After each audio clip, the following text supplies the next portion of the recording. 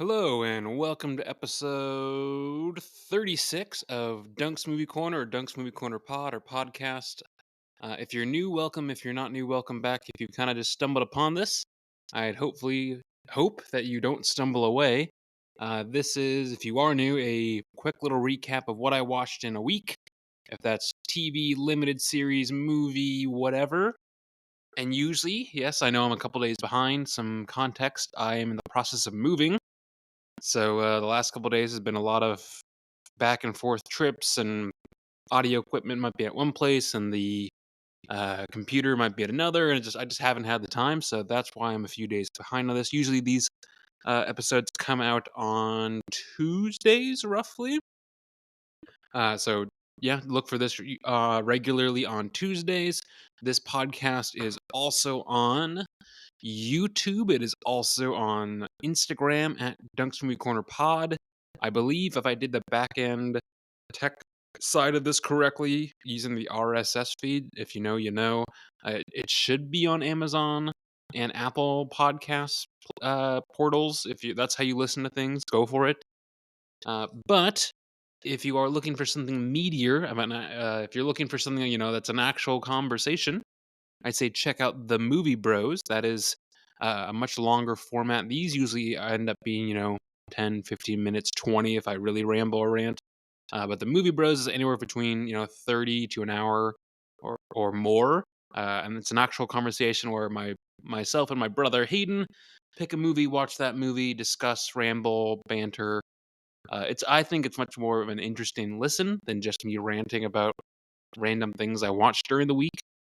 So I'd say again, check that out if you have interest. This is a little bit more of a short form podcast. But without further ado, because again, my week was a little off because now it is Thursday instead of Tuesday, but I think I started last week, quote unquote, whatever a week is considered, but uh, watching the 2018 Robin Hood. This is not the one with Russell Crowe. This is not like the Men in Tights. This is the one with Taron Egerton as Robin, Jamie Foxx as Little John, the Sheriff of Nottingham is Ben Mendelsohn. The director, uh, he's done a couple Black Mirror things, but otherwise he hasn't really done much. It's weird that this is also one of the producers, Leonardo DiCaprio, is a producer on this, and this is so not good. The action is not interesting.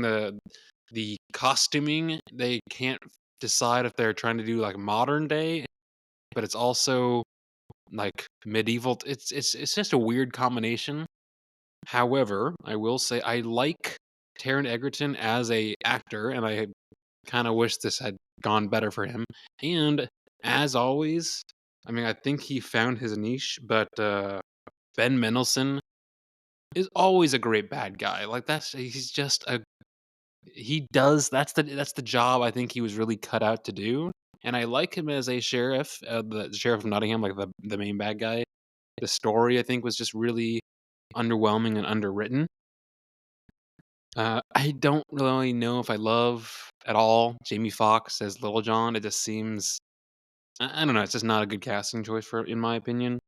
So, if you are new, I do rate all of my movies that I watch, and I usually review if I can think of either something funny or not to write about them on Letterboxd, which is a kind of a film social media sort of thing. It's pretty not toxic, which I appreciate. It's literally just logging, reviewing, rating, and seeing what other people log, review, and rate for movies. So it's out of 5 stars, including half stars. I gave this like a 1.5. This is pretty not good.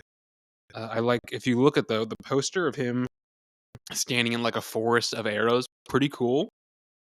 But yeah, I would not recommend anyone really go out and watch this out of choice. From there, I skipped ahead to 2015, and as of our last week's episode of the Movie Bros, if you missed it, I'd say check it out. But we watched Mickey 17. This is I think it could have been a lot worse. I think it could have been better. I mean, obviously, listen to our full episode for the breakdown, but um, some of the pacing needed work. They couldn't really. I think they decided on two main storylines when they really just should have just picked one. Um, and the first storyline actually had comedy to it, which is mostly what they show in the trailers. And then almost half like the second half of the movie, they kind of forget about that. I don't know. I feel like they had makings of something pretty interesting, and the director who just did Parasite and won a Best Picture for it. I mean, it had Robert Pattinson, Steven Yeun. I actually thought he was really fun, but he just wasn't in the movie enough, in my opinion. Mark Ruffalo is basically playing Space Trump, and to a certain degree, I think it's fine. I almost feel like it was too subtle, almost. Toni Collette is his wife, slash the first lady of their colony on Nilfgaard or whatever they want to call it. But she has a weird obsession with making sauce. I don't know. There's a couple little like sauces out of any like chopping up like rat tails and blending that out. Just weird things that parts of the movie I thought were trying to be funny and they just didn't hit, or because the storyline changed to something entirely different, there wasn't just opportunities for comedy. And not I'm not looking for a straightforward like raunchy comedy, but like the first half, like all the stuff with Robert Pattinson being basically a clone of himself, they kind of just stopped doing that. Seemed like a lost. I don't know. I think it was a miss. I don't think it was a huge miss overall, but I think it was a miss. But obviously, I'd say check out for the full discussion with Hayden and myself for where we break down the entire movie. From there, I went back to 2014 and watched something called Brothers. This is just something that Amazon Prime keeps pushing towards me, so I said, "Fuck it, I'll watch it." This is 2 out of 5 stars. And similar things where the director, he previously did Palm Springs, which in the last probably, oh gosh, I don't know, that was at this point 5 years ago, which is crazy because that's 2020 during the pandemic. But uh, that may have been one of my top movies of the last 5 years. It's really fun. It's really well written, well directed. It's just a really good comedy.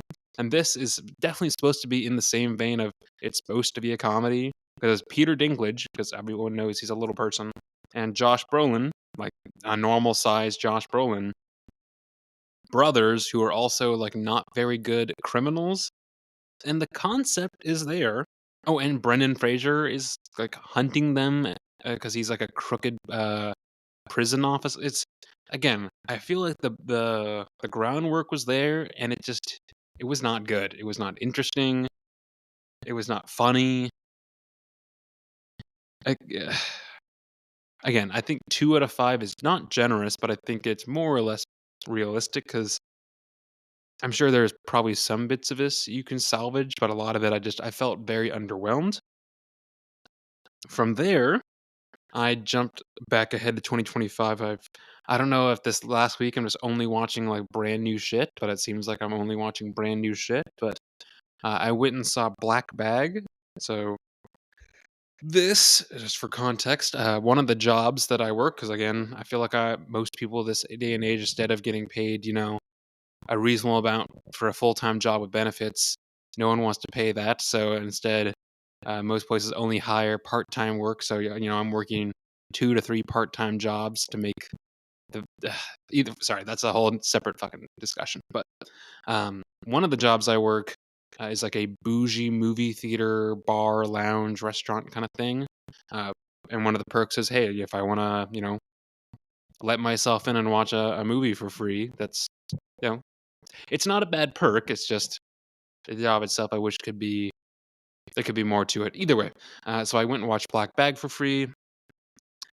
This, on the other hand, compared to the last couple movies, which felt like a miss, this was a hit. It's much more of a subtle hit. A lot of people don't really know about this movie. However, for the last, I don't know, 3, almost 4 weeks now, we've been selling out almost every show with it. So people are seeing it. It's just everyone I'm like, oh, did you see this? And they're like, I don't even know what that is. It's a spy espionage kind of vibe. It's short, it's sweet. It's literally 94 minutes. It's directed by Steven Soderbergh. You know him from Ocean's 11, 12, 13, Logan Lucky, Contagion, Aaron Brockovich, Magic Mike. He's done a ton of stuff, and he's written a ton of stuff. And a few things about this because again, we talked a little bit about this on the last episode of the Movie Bros, but I think not really all of my thoughts. But either way, the costuming very chic, elegant, like classy, like uh like Bond adjacent, I guess. The characters, like the casting, excuse me, is Kate Blanchett. She was good. Michael Fassbender, Tom Burke, you might recognize him from Furiosa. Naomi Harris, she played Moneypenny in the James Bond movies, and she was Calypso, if you remember from the Pirates of the Caribbean movies that turned into like the sea monster. Uh, Regé Jean Paul Page, whatever his name is, the I think is he British? Yeah, he's British. Uh, he was in Dungeons and Dragons. He's been in the rumored talks of playing James Bond, like the next James Bond, for a long time. They still haven't made a decision. Pierce Brosnan, who used to be James Bond, was in this. Um, One of the Skarsgård brothers, but the lesser known one, Gustav, who was in Game of Thrones, is in this very briefly. But the movie is pretty snug, pretty tight. Again, it's less than an hour and a half, and there's not a ton that happens, but it executes those few things very well. And I think that's what a lot of things don't do well is they try to do too much and then they can't execute all those things correctly, which this does very well. The lighting, this is something that I noticed, I mean, almost immediately, but basically it's throughout the movie is the movie has got a lot of like dimly lit mood lighting throughout, like because it takes place either at their work, which is MI6, at their house at a dinner party in the evening, at a like lake house. Uh, there's not a ton of locations, but all the lighting, it's like the director or the director of photography or whoever. Uh, it's like they masked all of the lights in like this soft glow, like sepia. Only the lights, like the rest of the scene does not look that way, but like it's almost like you're looking at all the lights through a specific lens. It's got this really warm, soft glow to it. Um, Boy, does it make me want to decorate my new apartment with like no overhead lighting and only soft lighting throughout. Uh, and it's maybe side note, but like, boy, moving from a 4-bedroom house to a 1-bedroom apartment, realizing just how much shit that I have that I probably don't use, don't need, or don't have the space for. So I'm gonna have to figure out how things are gonna fit together and make it homey and nest a little bit. Because I would like to have people over and friends and things like that. But right now it looks kind of like a shit show. Either way, yeah, the lighting was really cool in this, so I think it's slept on. I think people don't really know about it, but it's really good. It's a little. I mean, you have to really listen because there's a scene where towards the beginning where they're uh, at a dinner party having an argument with a group of 6 people, but the main character, Michael Fassbender, has also put some drugs into some of their food to loosen their lips a little bit because he thinks one of them is a traitor, so he wants to see if anyone will say something that they shouldn't have said. And yeah, there's a couple of the people who talk where you can barely understand them because they're drugged. Um, Either way, I would say definitely check that out. But of course, I made the mistake of after watching that was like a 4.5 out of 5. It wasn't perfect, but I did enjoy it. Um, I got home that evening because I watched it earlier in the day, like mid afternoon, and I was like, "Oh, Michael Fassbender, he's a great actor. I like him a lot." Assassin's Creed, the movie, has been on my watch list or at least my HBO Max watch list for a while. It's not on my actual watch list, but I was like, you know what? I've never seen it. The games are lots of fun. I really enjoy them. I don't really play video games anymore, if I'm being honest. But so I popped this on. This is, mind you, 100, almost 120 minutes, and this is where again I think this should have been like a limited series, which at the time, back in 2016, I don't know if limited series were as much a thing, but that world of the video game that they try to bring to life in this is so vast. Like, there's so much story to tell that they they rush through it. It doesn't make a lot of sense. Uh, there were points where it looked nice, but there were a lot of the cinematography I just thought could have been better. I like Michael Fassbender in it as the main dude, but I don't know. It was pretty underwhelming. Because it's interesting because the director also did True History of the Kelly Gang, and if you are a listener of the Movie Bros, you'll remember pretty early on. That was one of the ones we reviewed randomly. Were visually stunning. He also has done Macbeth with Michael Fassbender, and again, visually stunning. He has a newer movie out from last year called The Order, which is about like undercover cops, like with KKK stuff. Which it sounds interesting with Jude Law, and it looks pretty good. But this was such a miss. Um, I think part of it is like all of us who played the games probably have very high expectations for it. But on the other side of this, I'm like, okay, even if the movie was pretty shit, does this absolutely make me want to play the games again? Sure. So to that point, I would say mission accomplished because I don't want to say that's the whole point of the movie, but like it is kind of there just to encourage, like, hey, buy this game to a certain degree. I'm sure, obviously, the people who made it were probably wanting to do, more with it. But either way, that's Assassin's Creed. I would not. I think if I probably could have listened to literally everyone else who has ever talked about it and say it's not worth watching, but I watched it, and from there, yesterday, which would not have been quote unquote last week, it should have been like quantified as this week. But again, I'm running late, so the weeks are going to be kind of fucked again for the next week probably. But either way, I watched and then we talked about and recorded Kraven the Hunter.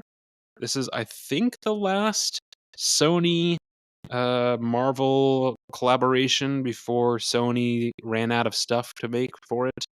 Um, this is Aaron Taylor Johnson, and again, obviously, if you want to hear the full episode, that will be releasing on Sunday. So I don't really want to talk about too much about it.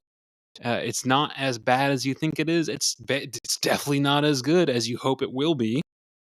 He is fucking jacked, but I don't think he's big enough as a guy to be imposing enough to be Kraven, which I think worked against him.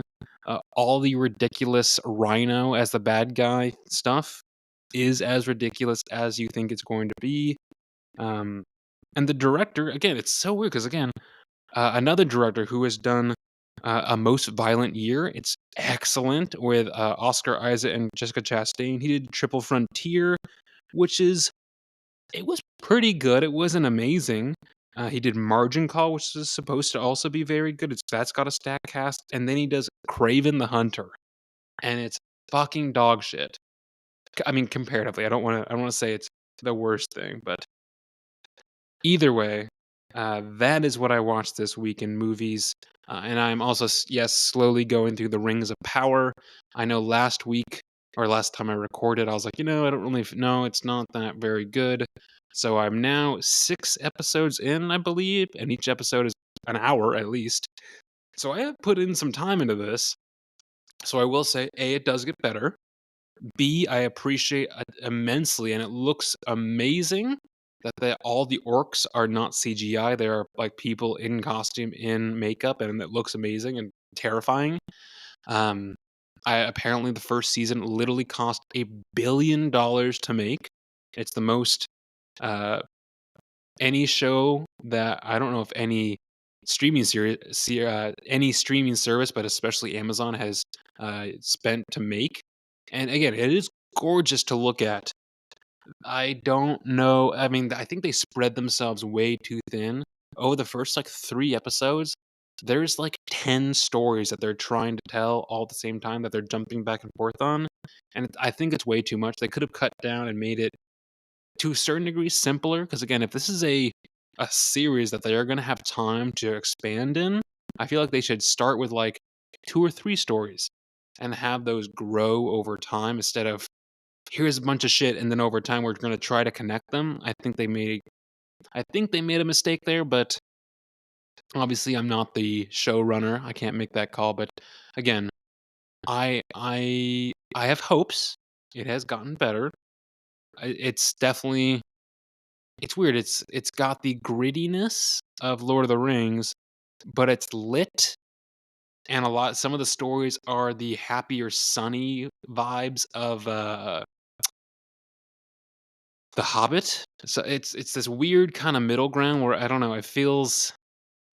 Maybe that's why it feels off. Because yes, it's beautiful, but it's almost like it's too pretty for some of the subject matter. Hard to explain. Either way, that is more or less, I think, everything I watched, quote unquote, this week. Yes, I know I'm moving, or I'm still in the process of moving. So either next week's might be posted either late or earlier. We kind of have to see how the week plays out. So that was Robin Hood, Mickey 17, Brothers, Black Bag, Assassin's Creed, Kraven the Hunter, and Lord of the Rings of Power. If you have questions on any of this stuff, or if you have comments on my thoughts on it, or if you think I should be watching something else because of the words that I said about these things, let me know. Obviously, there are comments on all kinds of platforms for a reason. And yeah, as I said, if you enjoy this, check out the Movie Bros. Mickey 17 was most recent, and Kraven the Hunter is coming this weekend on Sunday. And yeah, take care of yourself. Enjoy, hopefully, the first little bits of spring. I'm trying to get outside, trying to take the dogs out, or dog, excuse me, dogs. I wish I had more than one, but even one is crazy. But taking the dog out consistently. The new apartment that I'm moving into is much more of a walkable space, so I'm looking forward to going on more walks with him, just being out and about. Take the bike out. I'm closer to the beach. Do a little more diving. Is the space itself fairly snug, and is it crazy fucking expensive? Ugh. Sorry, man, it still irks. Like I'm sure once I'm there and kind of settled, I will enjoy it much more. But just that first initial, like last month's security deposit, all of those is just, oh man, that was a big check to cut. Either way, I will catch you all in the next episode, which this was, as I said, episode 36, so that'll be 37 next week.